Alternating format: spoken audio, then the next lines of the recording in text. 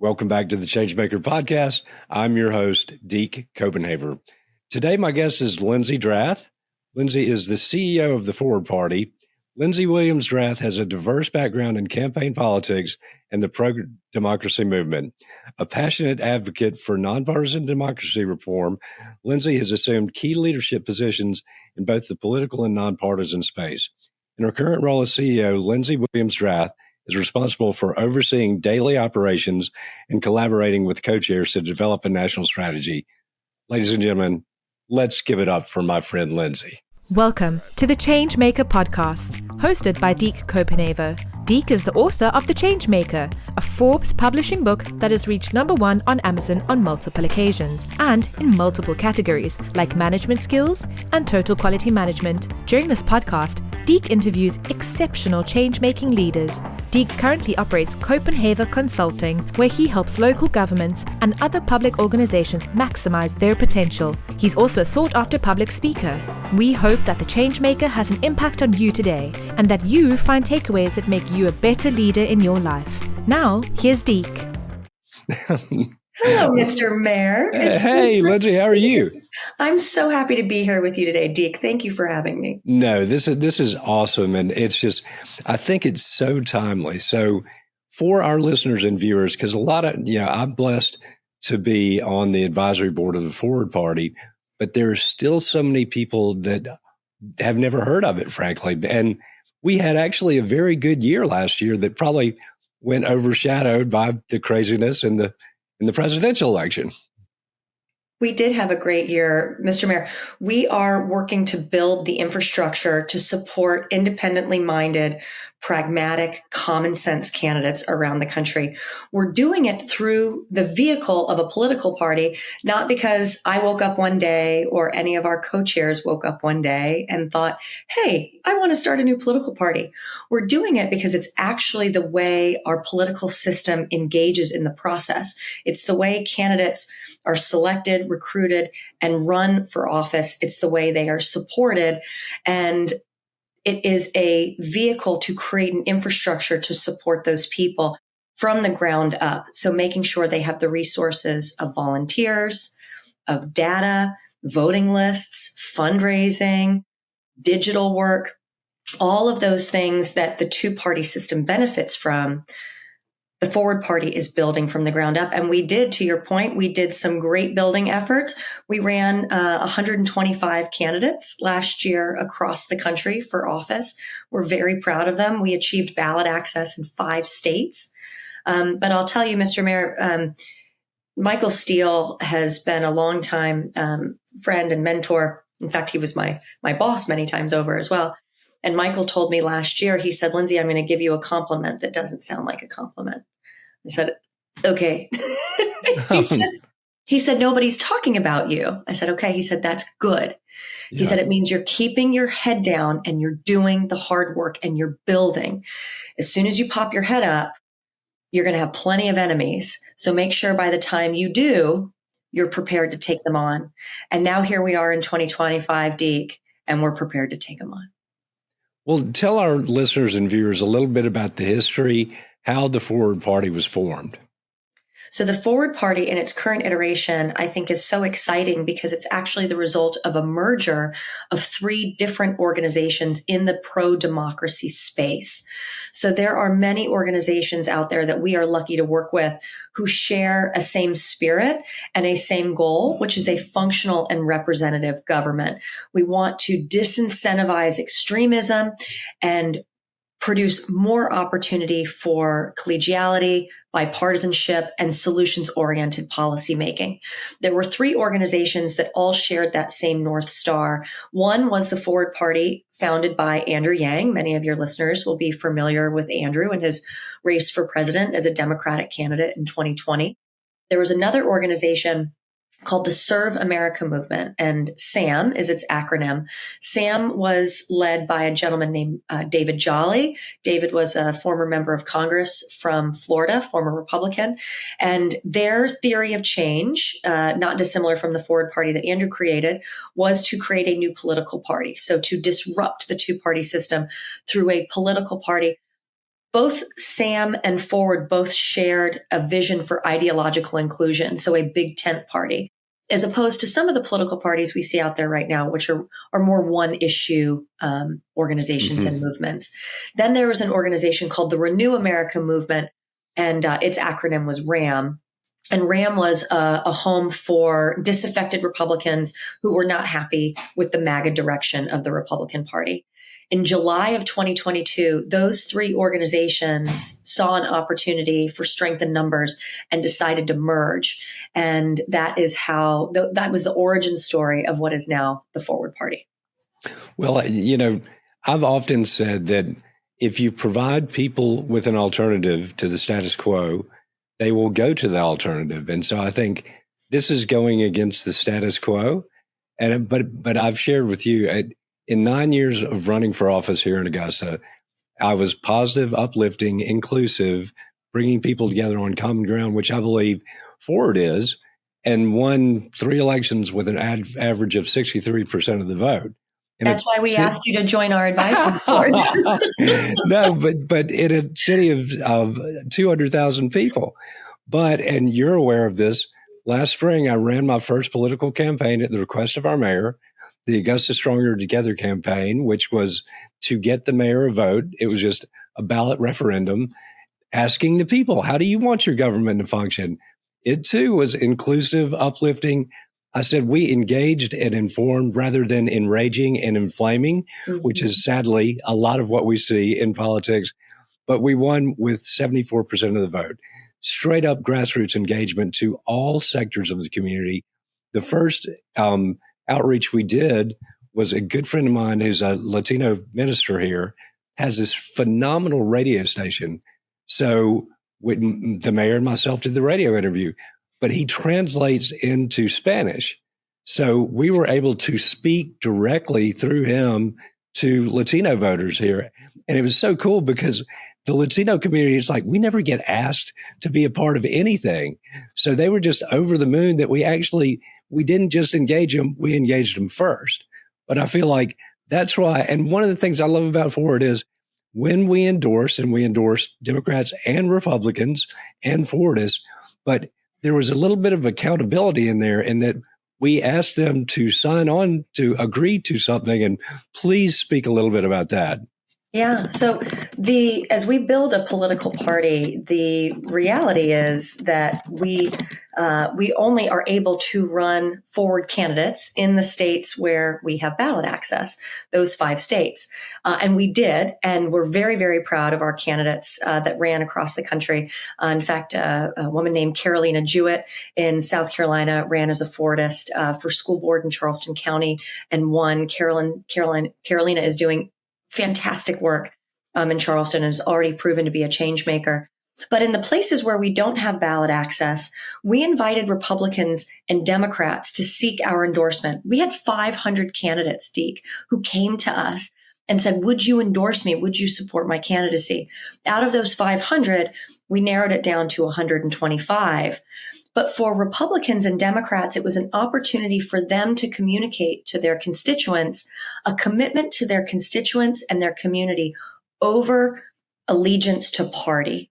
So it was a way to communicate that I'm not always going to listen to the party bosses. I'm going to vote my conscience, and I'm going to vote based on the will of the people in my community. And we asked all of those folks to sign a candidate pledge. If we were going to endorse you at Forward and support you in certain ways that we could, we asked you to sign a candidate pledge. And we asked our candidates to commit to respect for the rule of law and Constitution. We asked our candidates to commit to supporting and strengthening democracy, to elevate the voter's voice. So that includes innovations like structural democracy reforms. We also asked our candidates to work collaboratively to craft long-term solutions and to use data to drive collaborative and effective solutions regardless of ideological source, a commitment to building from the bottom up. And we also ask our candidates to commit to being a role model for the community, treating everyone with respect and dignity, behaving in a way that is ethical and with integrity and compassion. And, Deke, you would think these are basic tenets of our public servants, And unfortunately, things as simple as respect for the rule of law and the Constitution no longer are a given, right? It's no longer the rule for a lot of these candidates. And so it's something that we started with as we recruited our first slate of candidates last year. It's sad to me that I've said that what we see a lot in national politics is we've just incentivized bad behavior, right? So on both sides of the equation, somebody will just behave in an aberrant fashion and get all this media attention and then send out fundraising emails. And so I'm like, that would be like if you had a child and every time they threw a tantrum, you rewarded them for throwing the tantrum by giving them Coke and chocolate. It's like we're just throwing fuel on the fire to reward bad behavior in order for these politicians to get reelected.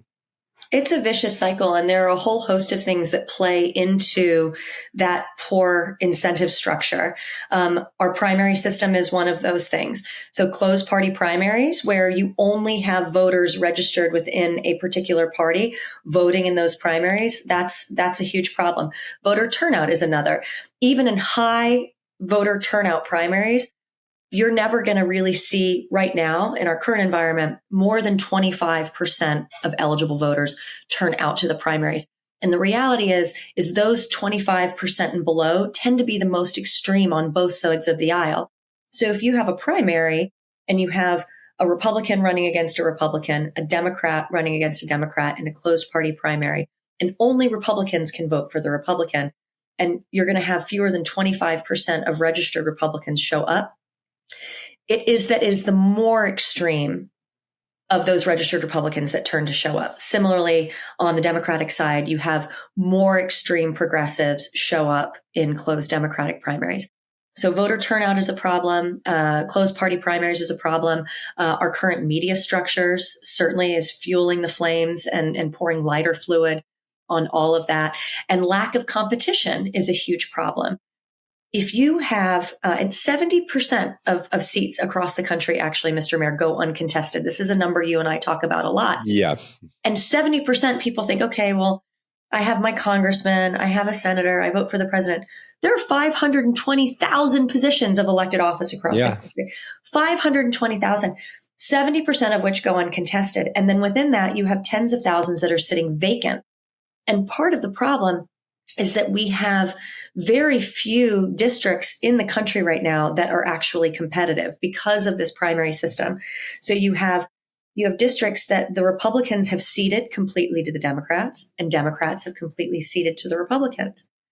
As you said, if you build something and you offer people choice, Americans will come. If you paint a picture that is aspirational and positive and optimistic, Americans want that.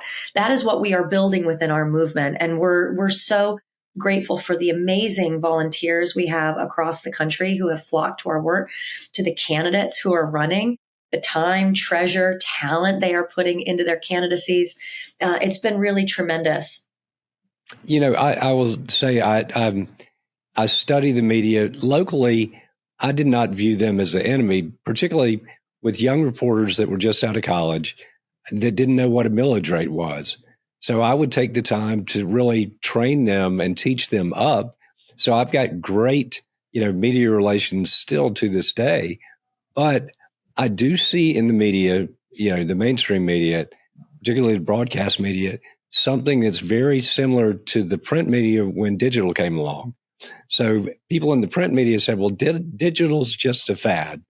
Now, where is the print media now? Which is a sad thing because we've basically, our local paper, it's not local anymore, but it's nothing. And so how do people remain informed? I see the same thing in the broadcast media, that they're losing market share, but it's just like, well, let's just double down and let's do what we've always done because it's always made us money. But I will say, I think that opens up, it's where are the listeners or viewers going to a large degree, and particularly in the younger generation, they're coming here to podcasts, which I think is awesome. That opens up an opportunity for us and for the Forward Party. I think it opens up a fantastic opportunity. And the platform itself is a dialogue-driven platform. Yeah. So it's also offering behavioral norms around dialogue, engagement, talking to people, which, scrolling through a screen does not do, texting does not do. So I think it's a wonderful platform for people not just to get informed, but to learn norms and behaviors around discussion. It's so funny. So two couples that are friends of ours, they're 20-something-year-old sons. We've known them since they were born. But my wife and I have gotten to be great friends with them. They're both in real estate. One went to Auburn, one went to the University of South Carolina, but they've chosen to come home because they really want to make a difference in Augusta. But we were eating dinner with them, and I love to engage the younger generation and just to get their feedback. But one of them, William Hollingsworth, and the other was Camden Boardman. William said, you know what? Because we were talking about podcasts. I was saying I was interviewing you today. But he said, I was reading that podcasts are increasing the attention span of my generation because it's not just short form videos, and we're actually sitting down and listening to it. And I'm like, that is very cool to know, because I think we've got to get beyond this just, immediate gratification mindset. That is part of it. Is in recent years, and you said this before when you talked about the behavior and the poor incentive structures for our elected officials, everything's been reduced to a soundbite. And, there's a lot, I think, to be said about cameras, in the halls of Congress, and greater transparency. Transparency is certainly something that we advocate for here at the Forward Party, and it is part of our candidate pledge. But when you have cameras on everybody all the time, you end up with a more performative version of politics than we used to have in our nation. And a lot of that wonderful dialogue that we're talking about here, long form discussion, breaking things out, that's where deals are done, and that's where relationships are built. And I think it's really important that we return to a place where we create those spaces for that dialogue. It's funny. We were meeting, leaders at the Forward Party were meeting with a member of Congress who is an independent. And this is talking about a physical space and the logistical realities of creating structures for bipartisanship. We were here in Washington, D.C., and we said, okay, well, this is a political meeting. So legally, you cannot have any meeting about politics in an official office. So there are spaces. The Democratic Party has the DNC, and they have the D-TRIP, the Democratic Congressional Campaign Committee. The Republican Party has the RNC. And in fact, they have a lovely club called the Capitol Hill Club, where you can they have great gumbo. I will say great gumbo. And you can go and you can take political meetings there and talk politics. Well, we're meeting with an independent member of Congress. We can't go to the DNC. We can't go to the Capitol Hill Club and have gumbo. Deke, we went to a bar at 9:00. That's better for me anyways. There's physically nowhere to go. And if you look at that as a representation about how we have discouraged opportunities for bipartisanship, there actually are not even physical convening spaces for members who want to operate outside the two-party system, which just, I think, offers further evidence to what we need to build here to create a home. Mr. Mayor, you served as an independent mayor of Augusta. 51% of Americans are now registered as independents. Exactly. You have folks leaving the two-party system in droves, and they don't even have a place to get a cup of coffee in D.C. together to talk about how we want to advance bipartisan solutions for our nation. I think we can do better than that. I agree, and I want to get your take on this. So I've been invited to speak at a YPO, Young Presidents Organization, event next week in Charleston. So Adam Whitty, the owner of Forbes Books, who published my book, asked me to do it. And he asked me to speak on how do you, because there are going to be couples there, how do you shape change-making leaders at any age? And I thought about that, and I said, well, Adam, I don't have kids, but I'm the youngest of 5 children. I became an uncle when I was 9. I now have 12 great nieces and nephews. And I've been focusing on that with them since day one. But so we can't be it if we can't see it.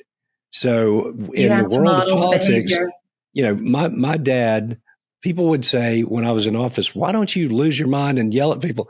I said, because my dad taught me to behave in a professional manner And I'm not going to act out like a politician just to suit, what you feel like a politician should act like. I'm going to conduct myself in a professional manner.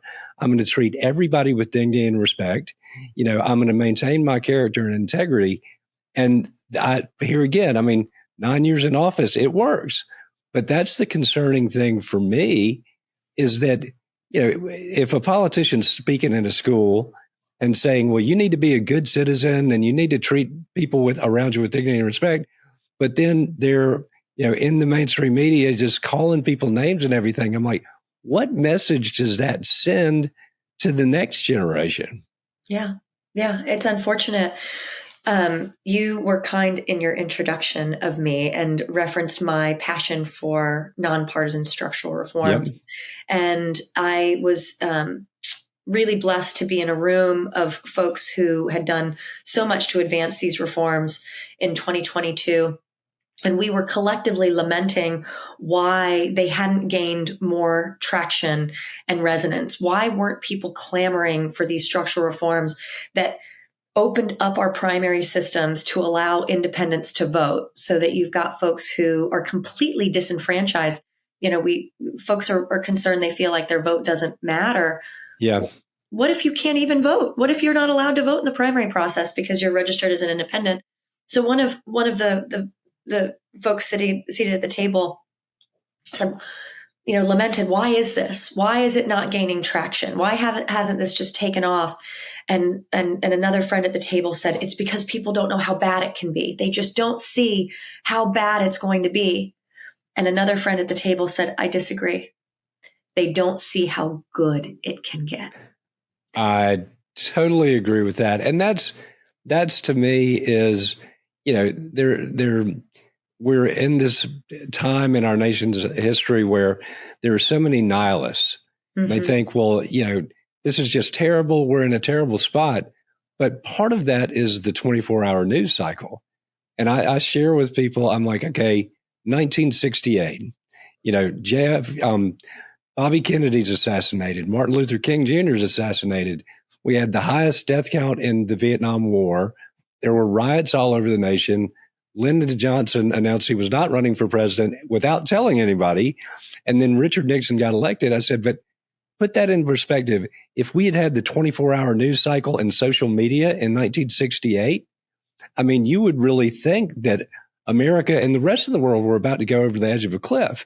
But to me, it's, we just have to work that much harder. I believe in our nation, but what I'm telling people now is I've stopped looking at media because I'm like, all that's going to do is frustrate me. It's biased either way. But I tell people, look, 99.9% of the people, and this gets into what you're talking about, all the other political offices, 99.9% of the people in this nation will never have an impact on Washington. But the world begins outside your front door. So if we would all start trying to put our own houses in order, imagine what can be done. And along those lines, so I'm like, I think it's got to be, if change is going to come, neighborhood by neighborhood, community by community, city by city. But I've been brought in by the new mayor of Florence, South Carolina, to advise on their neighborhood revitalization efforts. So when I was in office, it was such a fight to get these projects funded. But 20 years later, we had a delegation of 17 people come over from Florence on Monday, President's Day. And I took them and showed them all these places. I'm like, 20 years ago, you would have felt like you needed to have a police officer accompany you into these neighborhoods. Now, hundreds of billions of dollars invested, mixed income, market rate, and mixed use. But I said, if somebody doesn't tell you you're crazy when you start something, you're not doing it right. So I get that with people with the forward party, there's never going to be a viable third party. I'm like, if nobody tries, if I'd listened to the naysayers that said, you're never going to do anything in that part of the city, but 20 years later, here we are, and we're bringing in people from elsewhere to look at it. But I'm like, it's just, nothing is going to change if my vote doesn't count. It's always going to be this way, which is why I'm loving educating people about the forward party. I'm like, no. Don't just look there, look here. They're building it. They're building it. And what I think has been interesting for us over the last 2 years is shifting the mindset when we talk to people about our work and saying this isn't just about building a third party.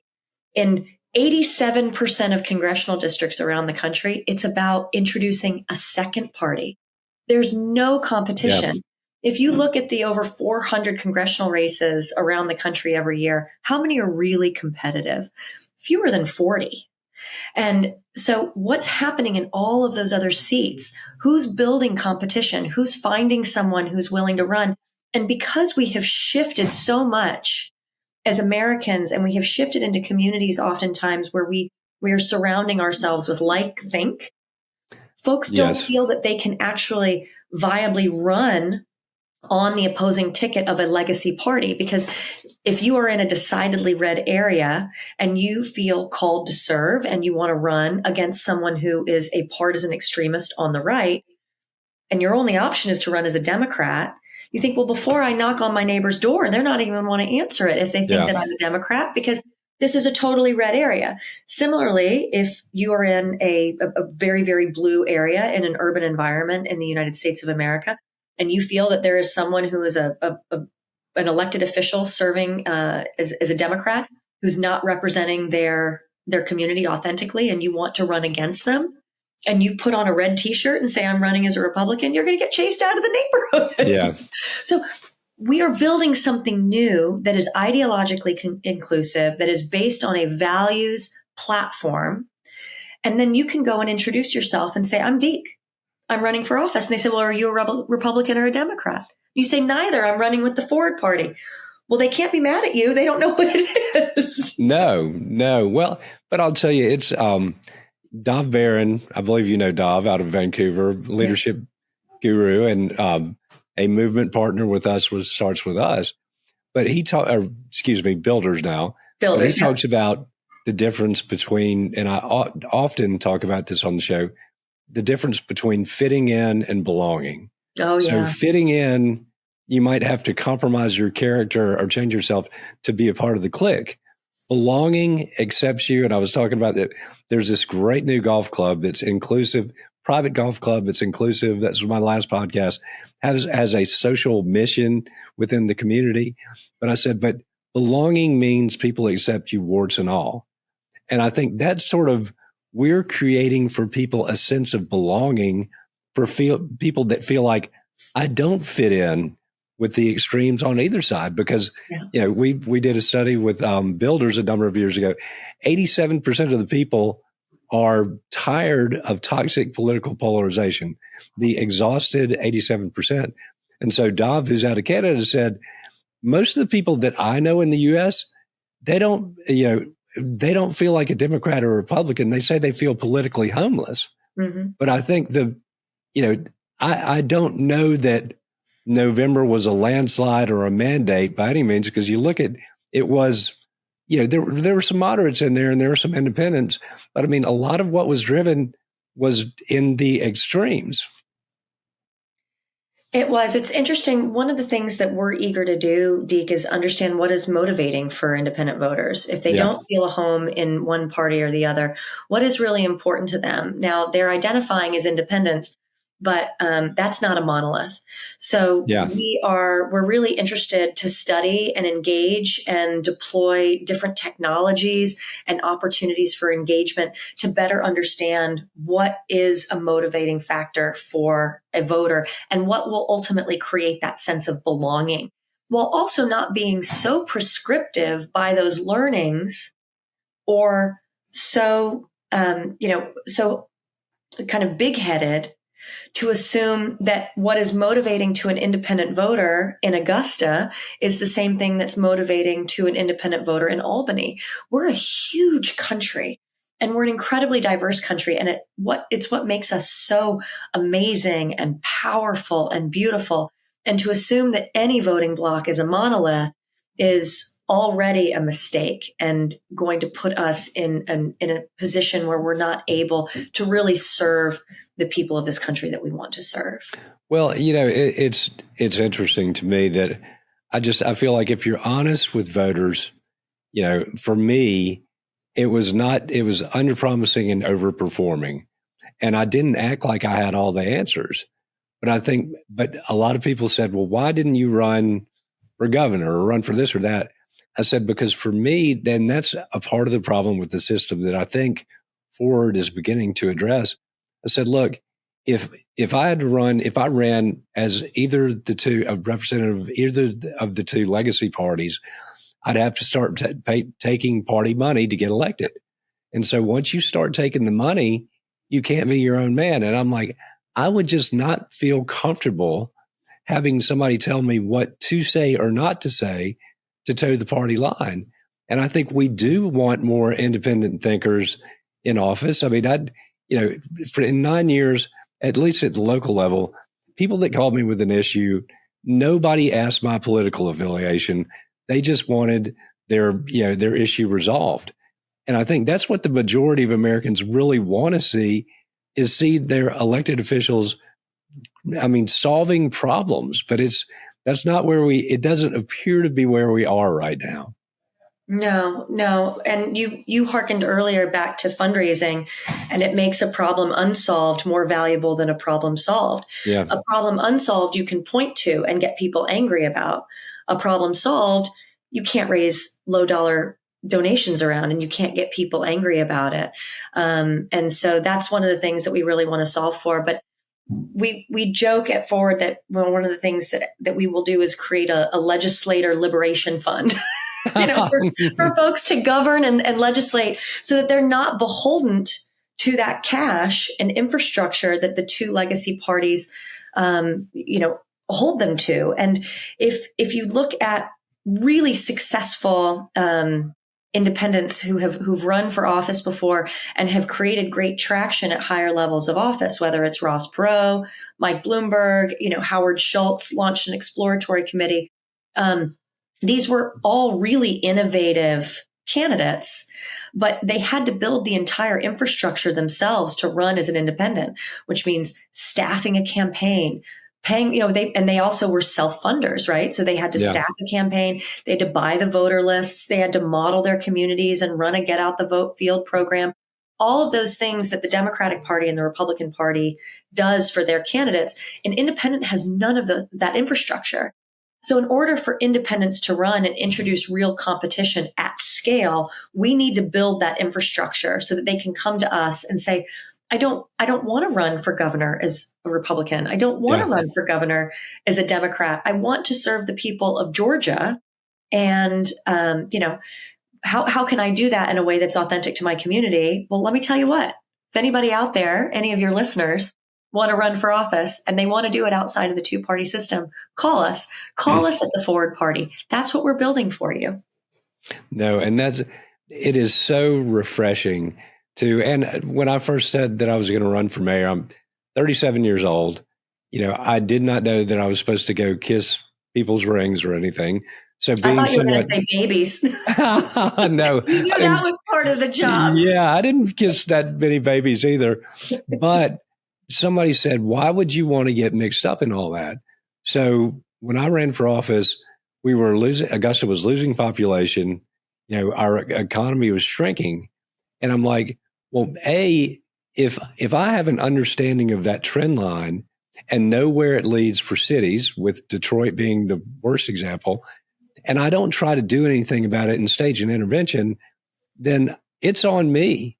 If I know that but I said, and two, if nobody tries to change something, if everybody just throws up their hands and says, well, that's the status quo and those people are in control and they'll always be in control, nothing is ever going to change. And I've never really been involved with any political party, but proudly signed on as an advisory board member of the Forward Party because, frankly, I believe in what we're doing. Thank you, Mr. Mayor. We appreciate it. And we appreciate all of the experience that you gained running and serving authentically as an independent and how we can model that for our candidates and elected officials moving forward. There are so many extraordinary people out there who are called to serve their communities as elected officials for all the right reasons. And we want to make sure that they can stay authentic to those reasons and have the support that they need.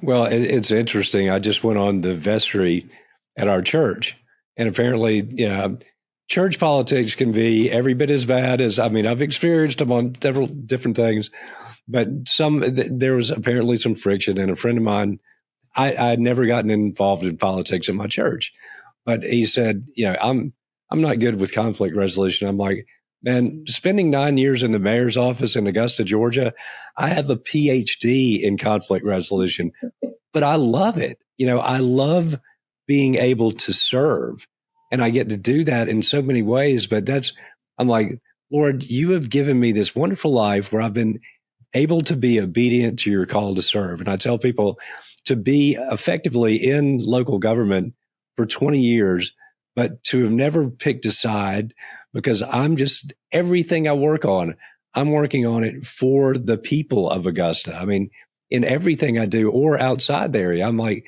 to go to Florence and be able to help them, because I've said, neighborhood revitalization, to me, it is the greatest way to heal, into the brokenness of these neighborhoods. I mean, it's a spiritual thing for me, but it's an honor to serve. And I want us to get back to that, where to serve, people view serving in elected office as an honorable thing, because I did, and I'm sure you did when we were growing up. Oh, certainly. Certainly. It's something that I think still locally holds true. And, most mayors around the country actually are nonpartisan seats. Yeah. So that they can do exactly what you said, which is to focus on your constituents and not worry about pressures from the outside parties. And you look at some of the big city mayoral seats that are partisan seats, and you have to imagine those folks are constrained in a way that the nonpartisan candidate or electeds aren't. Well, and so the group that was in, the mayor of Florence and everybody on Monday, so Peaches, the mayor of Florence, she is also a minister. So her brother was president of Payne College, our local HBCU, when I was in office. So when she was elected, he called her and said, you need to bring Deke in to advise you in this. But our first conversation, she said, I talk to people about leading my city through love and compassion, and they look at me like I've got two heads. I'm like, no, Peaches, that is exactly how you should lead your city. I said, because it tears down walls, it builds bridges, and it creates a sea of goodwill. So we were touring this mixed income initiative, project or development that we have that was so hard to get funded to begin with, to get a funding approved. But I looked at Peaches as we were leaving it. It's called the Village at Walton Oaks. I said, Peaches, you know what leading through love and compassion out of the mayor's office get you? She said, what? I said, this. Oh, I love that. No, but it's cool to be able to be in a position to teach some of these things, because it flies in the face of conventional political wisdom. But, people will go to that alternative where they feel like they belong and they're a part of something positive and uplifting. And that's not what we're getting from the legacy party, or the majority at this point. Well, and I think that's the other motivator for Forward is one, there's the logistical realities that are our political system. Yeah. I mean, our politics is governed by an agency, the Federal Election Commission, and then in each of our states we have election laws that everybody has to adhere to, and those laws are applied differently to political parties than they are to independent candidates. So there's the logistics again about why we are building this through a political party. But it is also because of that sense of belonging. And as humans, we are all looking to belong. We are looking for a place to come together.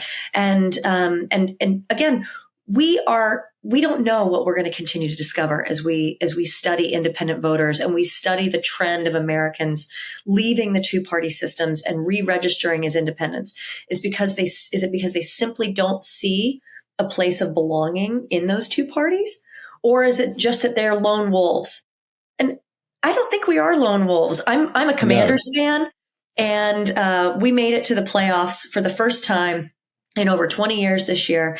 And let me tell you, all you need to do is be in a city where your team is the underdog.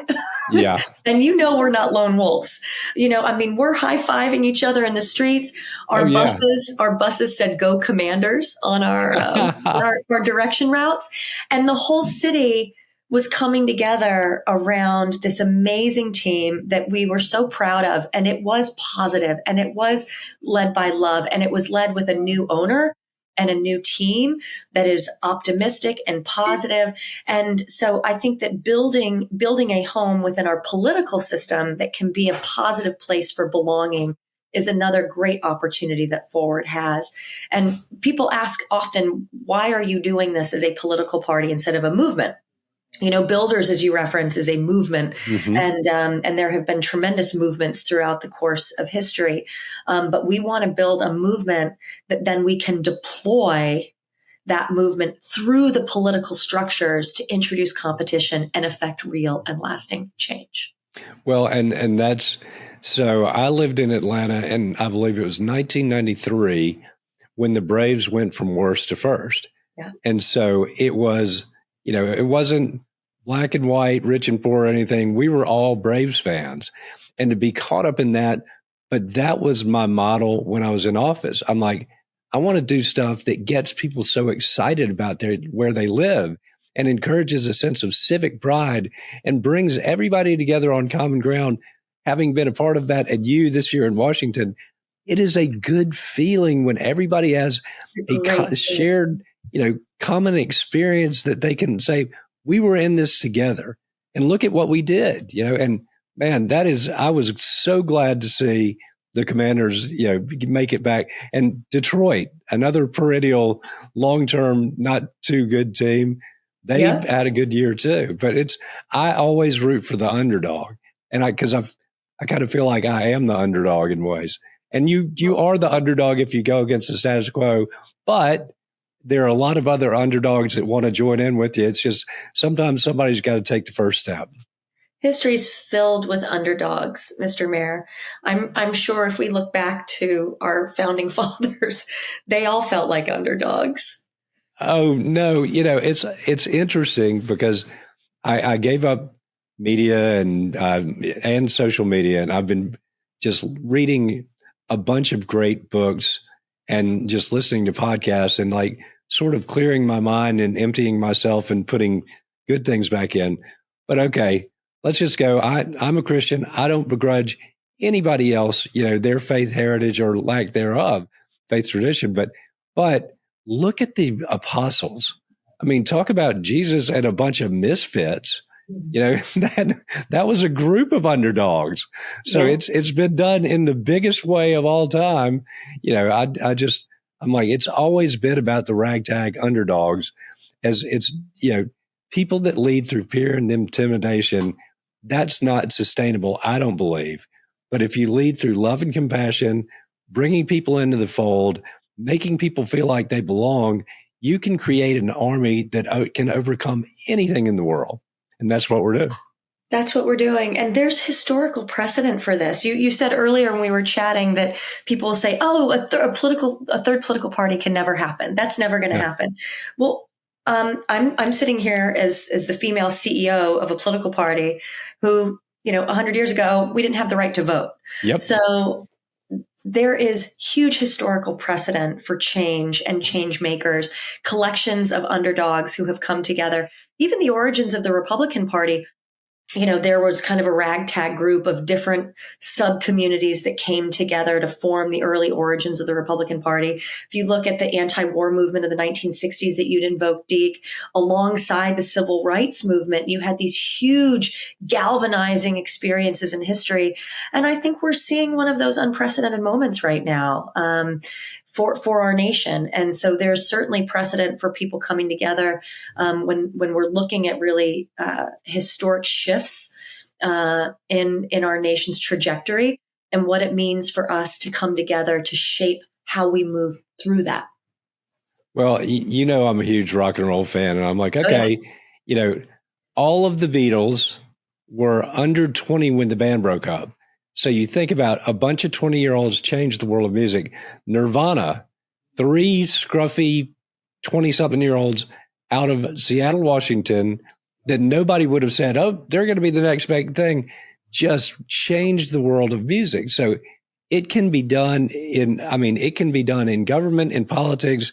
It can be done anywhere, but you've got to have the people, that are willing to be the pioneers and step out first in faith and then go, hey, the water's fine. Come along with us.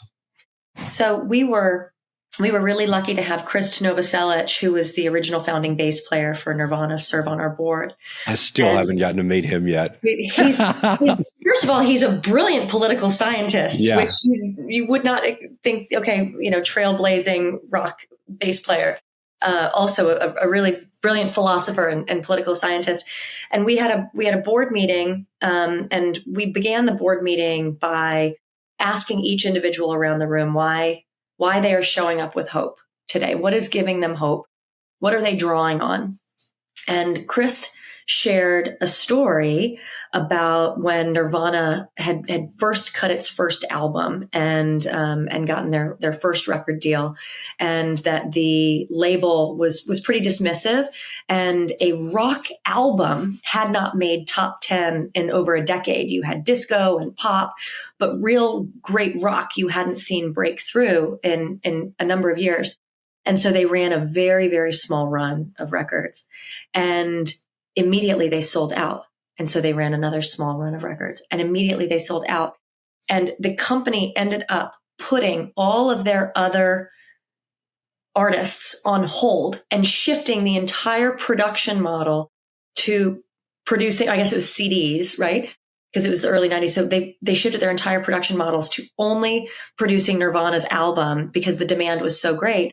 And Krist said, I see that here. No one wants a new political party. It can't happen. He said, I watched it happen. He said, I watched it happen, and I know that it is going to happen again. And so every time it comes on the radio, or my 10-year-old puts on her Nirvana sweatshirt, I think about that. Well, I bet I might be the only current or former mayor in the United States of America that moshed at a Nirvana concert. So did you see their performances, their reunions? They did a reunion in LA with Dave Grohl, and then they played for Saturday Night Live. They played a reunion last weekend too. I did not see that. I'll have to go back and look that up. Yeah. But well, you're not on social media. Be careful, Deke. No, exactly. Man, don't send me back to the algorithms. I don't want to send you back to the algorithms, but you got to see Dave Grohl and Krist Novoselic reunited on stage. I will. And, Dave Grohl is somebody that I'm like, he gets along with everybody. I mean, what another good guy that cuts across all lines. Matthew McConaughey is doing all the radically centrist stuff. There's some very cool people that really see things, that see that this is not sustainable, but, if Nirvana can do it, so can we. We will rock you. Yeah, it's interesting you bring up, some cultural leaders. We talk about building a place for belonging, and, how humans are, we are creatures of belonging, and we want to be part of something. And oftentimes, that'll be described as a tribe, right? Like your tribe, and then who are your tribal leaders. And so if we are building a group of belonging, a place of belonging, what I think is going to be interesting in the coming months is who comes out of this as our big cultural leaders. What does that look like? Where is our Martin Luther King? Where is our Susan B. Anthony? As we look at this incredible movement, again, that has great precedent in American history, is it, let's call on Matthew McConaughey. Yeah. Stand up. Jennifer Lawrence has been very, very vocal. Michael Douglas has been very vocal about these things. There are cultural leaders who cut through the bureaucracy and the wonkiness of politics and get at the cultural core of Americans who just want solutions. They want basic things for their communities. And so I'm excited to see who those voices and leaders are in the coming months. And you are one of them, Deke. What's that? You are one of them. You're an early adopter. I'll tell you, the good Lord brought me through cancer for a reason, unscathed. and he gave me my voice back. This is probably the first time we've talked since I got it back good. But I will tell you, one thing I think we need to do in partnership with a lot of other organizations. So I'm a big music fan, obviously, but I think visually. So I think back to, a big concert back in the 80s that you may very well remember, Live Aid. Oh, yeah. Live Aid in Europe and America. So ultimately, I think we need to have a big concert and invite everybody, not turn anybody away. I love that idea. And that's someone else. I mean, look at Live Aid and you look at Bob Geldof and Bono. Bono was this kid who had a high school band, and he ended up working in collaboration with George W. Bush to pass PEPFAR, which was the largest. It was the largest act ever to eradicate global disease and poverty. And this scrappy Irish kid from his high school band accomplished that. Again, great precedent for underdogs doing incredible things. Those guys are all my heroes. And so and it's funny, even politically, people would say, well, you came from out of nowhere. Nobody knew you or anything. But then over the years, having a lot of success. But I said, what I learned from the Grateful Dead, people said that they were successful overnight. How many years did they tour at the grassroots level? Greatest touring band of all time. And that's 9 years at office. I was always at the grassroots level, touring at the grassroots level. It's really the grassroots is what makes any movement successful. You don't get there if you don't engage the grassroots. No, and that's why we continue to have, a few mantras at Forward. One is all politics is local. The other is build from the ground up. We're so proud of our candidates for city council. I mentioned Carolina Jewett, who ran for school board. Those folks are change makers in their communities. Well, Lindsey, as we get down towards the end, I will just say that you, my friend, are a rock star. Thank you, Deke. Thank you. I'm so glad to be here today. I really appreciate the invitation. No, this is awesome. But so as we get towards the end, where can people find you and find the Forward Party? Forwardparty.com is our website. You can actually navigate to a map of the states. You can click on your state. We have a volunteer onboarding portal there. You can click on it, put your contact information in there. Someone will call you. We're very proud of that. You will get a phone call. The other thing you can do if you're called to run for office, as Deke Copenhaver was, you can actually fill in a candidate form, submit your candidate form. We will talk to you about what opportunities look like for local office in your communities. And we can work on that with you. If you want to make phone calls, gather petitions, have a bake sale, we will work with you on all of that. I think a lot of Americans right now are looking for a way to put their anxiety and unrest to work and to channel it. And hopefully we can be a place where Americans can come and not only feel that they have a place of belonging, but they can channel their anxieties and their frustrations into something that's solutions oriented. Exactly. Well, my last question, on a daily basis, what puts a smile on your face and brings joy to your heart? My kids and my dog. That was easy. It's easy. Oh yeah. It's easy.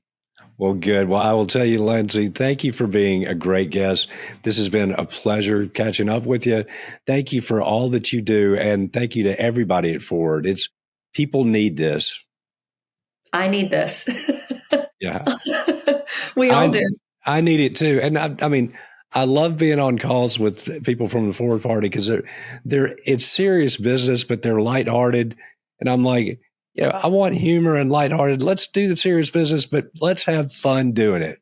Oh, it's not worth it if we're not having a good time, Deke. Well, Lindsey, thank you for joining me. That's all the time we got. Dropping the mic, and we are out. Hey, guys, thanks for listening to or watching the Changemaker podcast today. Greatly appreciate it.